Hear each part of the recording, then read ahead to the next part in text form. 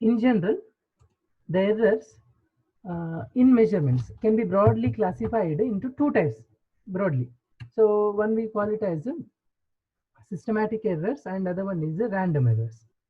Okay. Exactly, we will see what systematic errors and what random errors is. The name itself says systematic means it will be done in one-sided. Random error means it can occur in any possible way. We'll see exactly. In systematic errors also we'll have different types, how the systematic errors will occur. Now, systematic errors, if you see, the systematic errors are those errors that tend to in the one direction. Either it can be positive direction or negative direction. So you won't understand anything based on this definition. When you go in detail, you will understand clearly. See how the systematic errors, what type of systematic errors are there, we will see. Based on that, if you go with them, automatically you will understand what exactly one-sided or one direction we means. Okay? Right. So some of the sources of systematic errors, that means where we are coming across this systematic errors. Like suppose instrumental errors, if you see. So this is one part of systematic errors. In instrumental errors, so where the mistake is going on actually in the instrument or due to the instrument, due to if the instrument is not calibrated properly. So due to that we may get like a rough example if you want to see. So when we go to some vegetable market, so instead of looking into some digital weighing machine, if we are going with that simple balance and all, so what they will do, they will already put some weight on one side. As soon as we ask for 1 kg or half kg, they will put that particular weight and they will measuring it. So when we come to know it is exact, so that fulcrum whatever is there in between, if it is exactly at center before measurement, then we believe that it is coming correctly. So initially it won't be at exact position. So that comes under, if we make it to exact position, so that it is calibrated exactly. So if we won't calibrate exactly, so there will be some error in the measurement. So we may not get exactly we may not get exactly whatever 500 grams or whatever 1 kg we are measuring, we may not be getting it. Okay. Now somebody raised hand. If you have doubt, you can ask, because I gave right to unmute yourself. You can unmute yourself and you can ask. Now, so that is about instrumental errors. We'll see exactly. So the instrumental errors arise from errors due to imperfect design. If it is not designed perfectly, also we will get, and if it is not calibrated properly, also we will get such errors. Okay. Like zero error. This zero error, what is the zero error? When we are going with what we call vernier calipers, screw gauge and all, we will come to know exactly we will come to know exactly when we are going with the screw gauge. Screw gauge we will measure, screw gauge will be using to measure smaller values. So for low resolution, we will be using screw gauge. There we will come across zero error. I'll let you know what is mean by zero error also. It actually we will come to know about this in during practicals, but here I'll tell you in simpler way. Now, so we will see some example. You will be clear with this.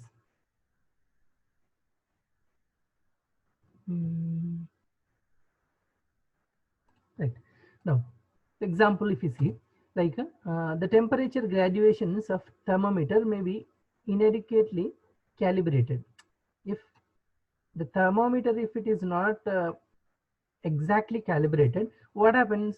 So normally what boiling point of water is 100 degrees Celsius. So if it is not calibrated, so what happens? It may show 104 degrees. It may be showing more than that if it is not calibrated properly. Right. Now, next, one more example.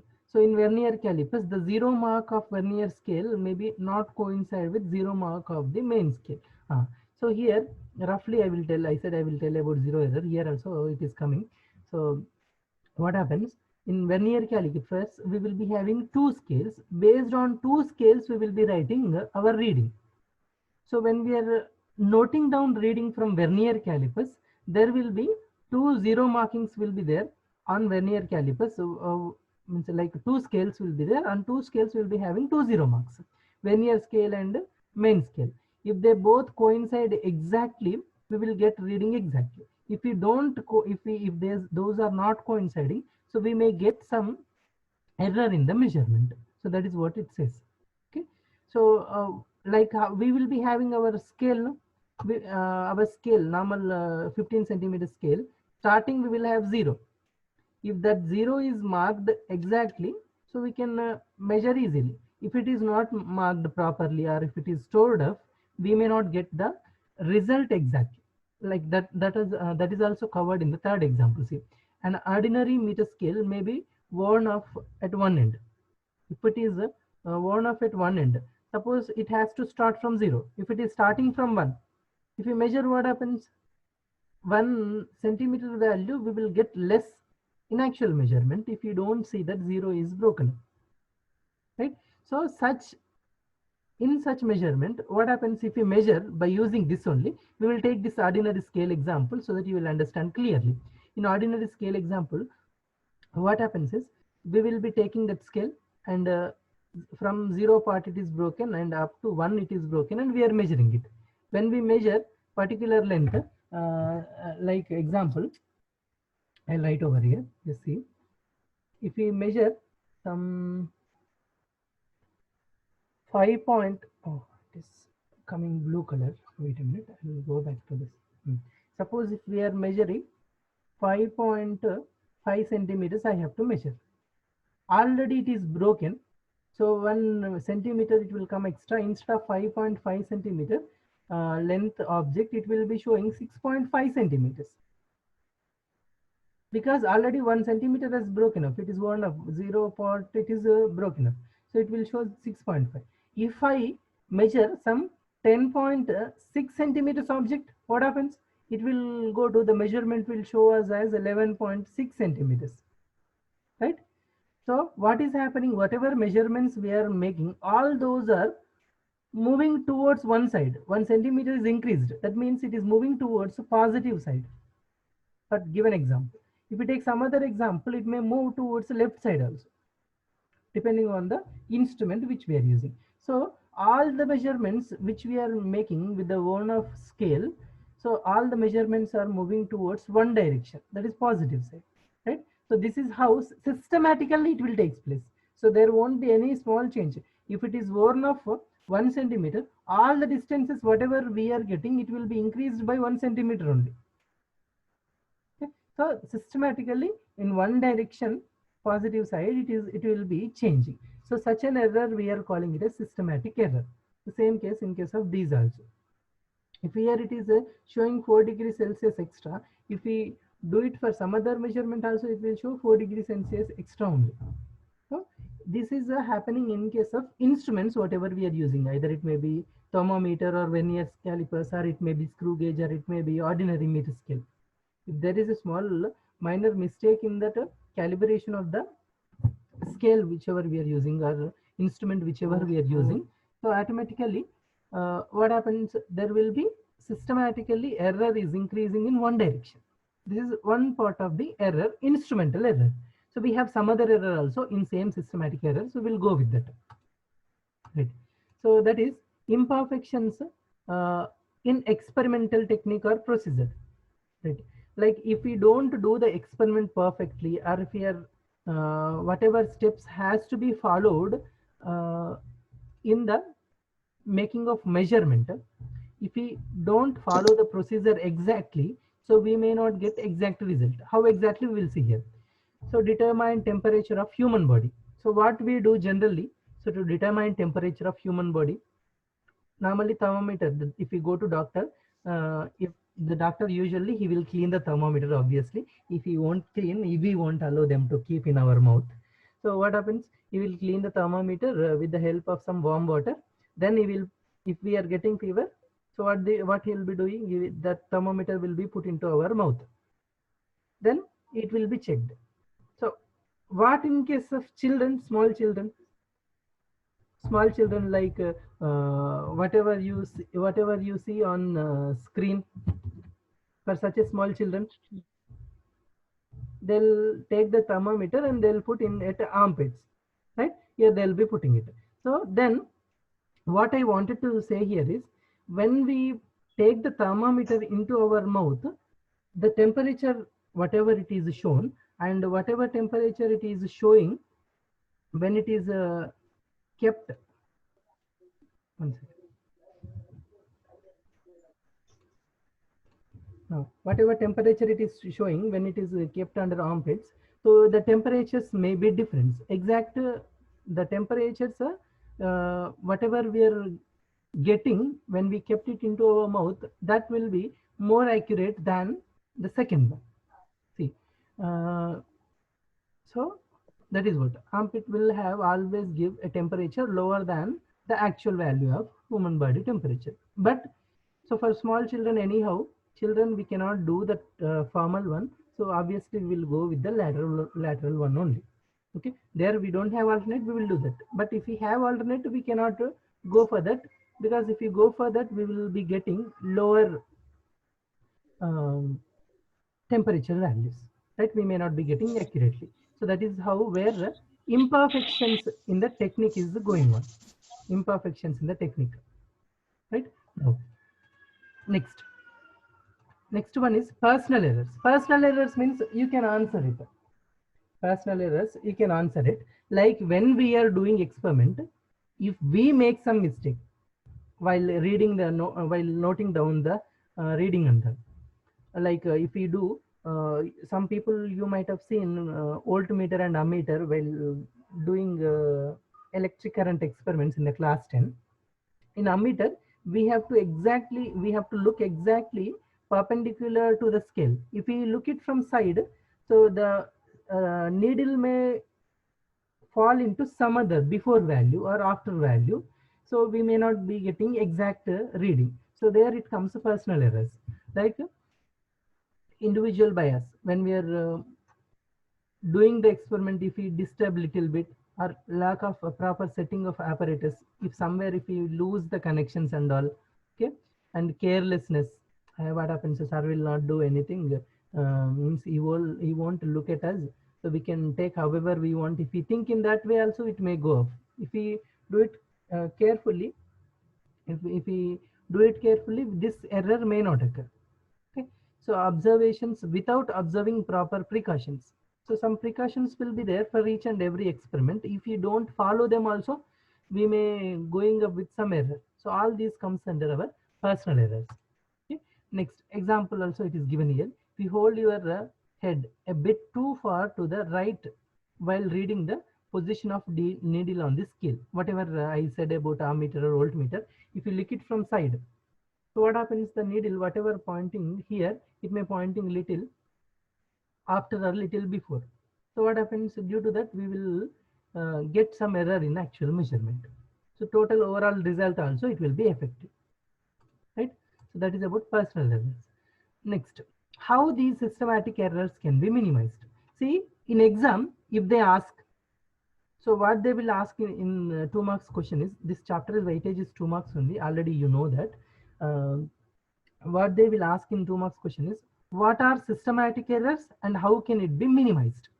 So we came to know here, systematic errors we have seen. What are those? First one is what?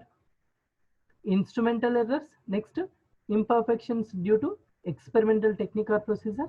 And third one is personal errors. If you write these three, it is enough. No need to write explanation. This explanation is for our understanding. Okay? And how it can be minimized. We'll see one by one. So improving experimental techniques for this. So if we improve experimental techniques where we will get exact value, how we do, so that we will go end up with the exact value. If you go with the exact technique, improving the whatever technique we have, so that we will get some good result without any imperfectional errors, imperfectional experimental errors. So we have to improve the experimental technique. Next, selecting better instruments. Suppose if we have to measure length, what we are using, we have some small scale and we are using with that. We are using a small scale and we are measuring length. Suppose the same example, I'll come back to this. The same example, whatever we are taking, like 5 point, here only I will end up with this. Why to go with some other example? This 5.62 centimeters I have to measure. So if I use it with vernier calipers, I will exactly, I could measure up to this 2 digit. If I use normal scale, I can only measure up to 5.6 centimeters only. But this part we may not be measuring it. Okay. So still if you want further, 5.623 if you want to. Now, so again, for this measurement, what we have to use for this is a limit of resolution is more. For this, we need to use a screw gauge. Normally, up to 5.6 means we can up to 5.6 means we can use our normal scale. This is in centimeter scale. This is in millimeter scale. It will come easily. Okay, with normal scale, whatever 15 centimeter or meter scale we have, with that we can measure it. It is easy. If we want one more digit accuracy, what we are going, we will go with vernier calipers and we can measure up to one more digit. Still one more digit precision if you want, what we will be doing 5.623 if you want, means more precision if you want, we will be going with screw gauge. Okay, up to this we can measure by using a more appropriate device if we use. Okay, so from here to we went to measure this, we went to vernier calipers. From here to here we went to what? Screw gauge. So by using better apparatus, we are going in better results, so that we are reducing the error.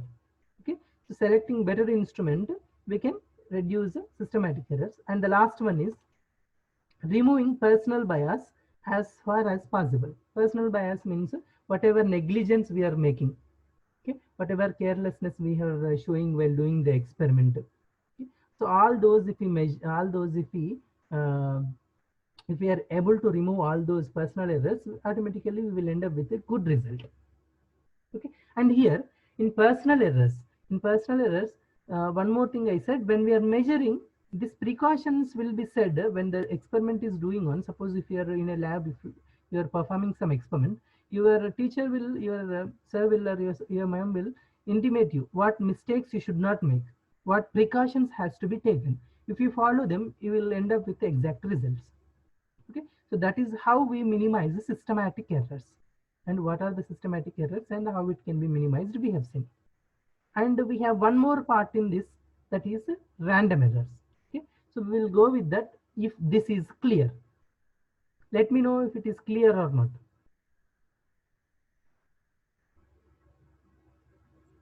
Clear, sir. Right. So in random errors, what happens, we'll see. It can occur in any way. That's why we are calling it as a random error. Okay, like irregularly, in any manner it can occur. We'll see exactly. These can arise due to random and unpredictable fluctuations in experimental conditions, personal errors by observer taking readings. So these personal errors also, it will influence here. Whatever we have spoke there, personal errors, that also can be included here. Why? Because why we are including here is, sometimes we will be doing it negligibly, it may go. Sometimes we do not know what mistake we are making and we will be doing the experiment. I'll show you one example. Like if you have simple pendulum, by using simple pendulum, you will be finding time period. You will be, sorry, you will be noting down time period in the experiment, and you will be finding acceleration due to gravity value. What happens when you're doing experiment? When you're doing experiment, if the simple pendulum is moving, if we are making it to move fast, or if we are making it to oscillate more distant, we will not get exact result. So whatever we have to oscillate, it should be very less. I'll show you with example. This I will erase. Like just hold on. So if we have a simple pendulum like this,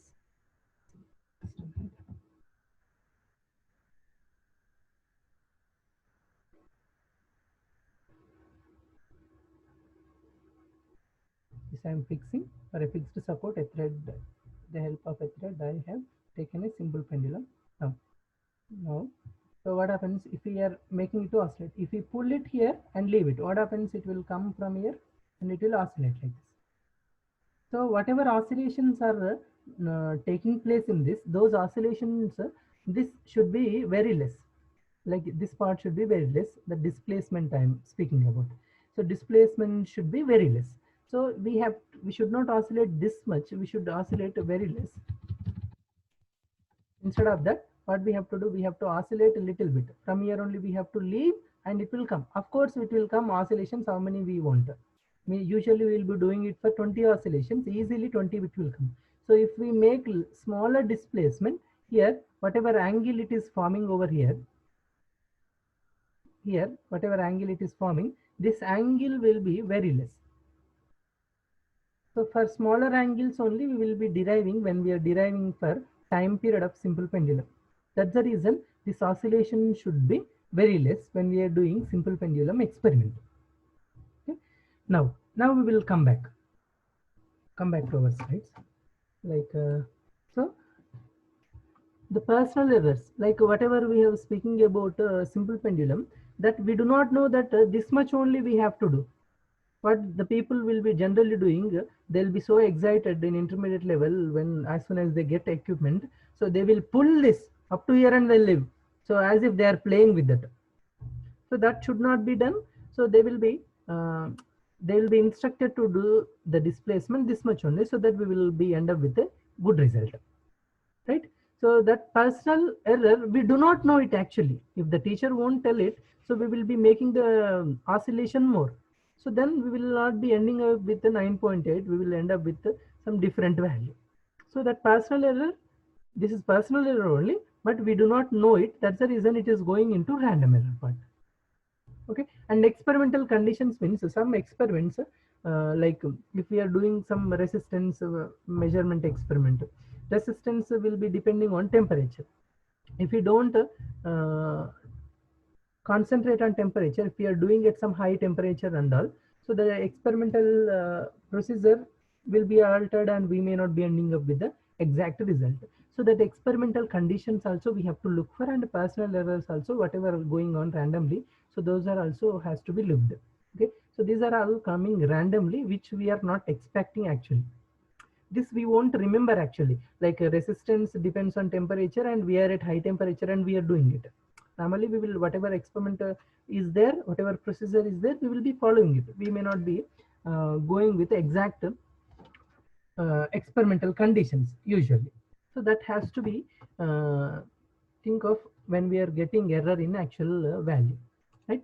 Next, we go with an example. When the same person repeats the same experiment, this we will be doing it. Who is this? Varshit, stop chatting there.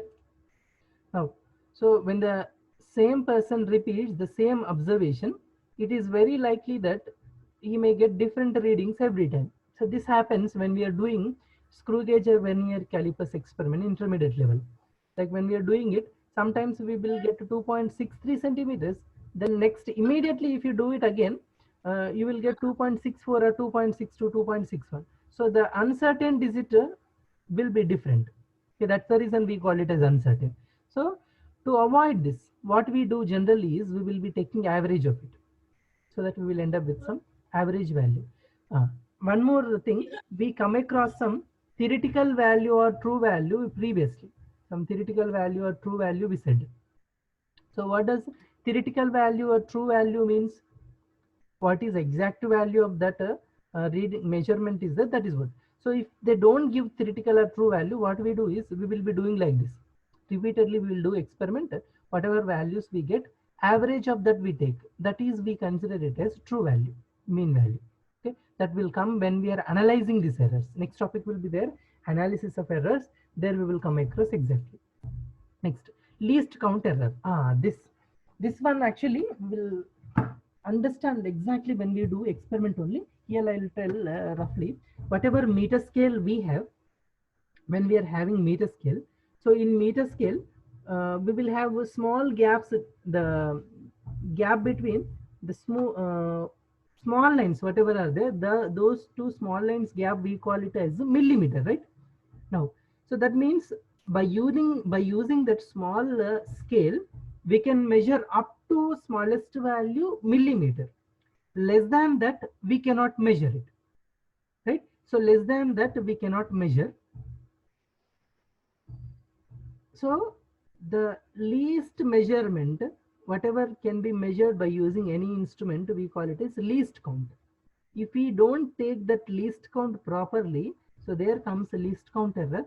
So least count is what the smallest value that can be measured by the measuring instrument is called its least count. So for normal scale, the least count is what 1 millimeter, the distance between the two smaller lines. So every instrument will have such a least count. If we don't make it, if we don't make the measurement properly, we will end up with the least count error. The least count error is the error associated with the resolution of the instrument.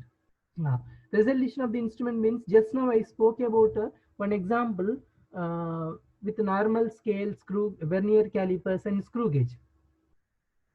So the resolution is 0.1 digit, it is increasing from normal scale to vernier calipers and vernier calipers to screw gauge, right? So here the least count error is the error associated with the resolution of the instrument. If the instrument resolution is less, so we will be end up with this least count error. Means we may not be going up to the third digit or second digit if we are measuring with a normal scale. So that is how least count error comes, right? Next example also it is given here. A vernier calipers has the least count of 0.01 centimeters. Just now I said no, 5.63. After decimal 2 digits, no, here after decimal 2 digits. There I have taken in terms of centimeters only. Now, so vernier calipers has the least count as 0.01 centimeter, whereas a speedometer will be there, one more device. This I didn't speak up to now. So this will have a least count of 0.001. Of course, vernier calipers also will be having same. Okay. Now, so using instrument of higher precision like this, improving experimental techniques, like instead of using this, if we use this, so we can reduce the least count error. Okay, if we want more precise answer, what we are going with a better instrument. So if we are using the normal scale, if we are getting error in the true value, what we will do, we will go with the better instrument, vernier calipers. Still, if you want better value, we will be going with speedometer or screw gauge. Okay, so how we are able to minimize it? By using instruments of higher precision, like vernier calipers. If we compare with speedometer is having higher precision than vernier calipers. So instead of using vernier calipers, if we use a speedometer, we will be getting some more accurate or more precise value. Next, improving experimental techniques. Also, we will end up with the more accurate values, right? Now, so repeating the observations several times and taking the arithmetic mean of them, all the observations, that will give us some theoretical value or true value which is close to exact value, it means. Okay, so generally this is what we do when we do experiments. So when we are doing experiments, suppose by using vernier calipers, if we will do it same device. Suppose if we are measuring glass plate thickness, 2-3 times or 4-5 times we will measure thickness, and we will be noting down all the values, and we will be taking arithmetic mean, average of all of them observations. That will give us some value which is close to its true value. Okay, so that is how generally we do experiments. Some note is given, we will come back to that. Least count error belongs to random errors category, but within a limited size it occurs with both systematic and random errors, right? Limited size means what I mean is, like if we are doing it wantedly, then it will go to systematic errors. Okay, that is what I spoke previously also, right? That is about complete errors. Next, error analysis will be there. In the different types of errors we will see absolute error and all. So if it is clear, I'll go with the next topic. Am I clear? Sir, once again explain least count error. Okay, Sure. See, we have 1 more minute, I think. I'll try to explain in that. See, least count error is what? I'll explain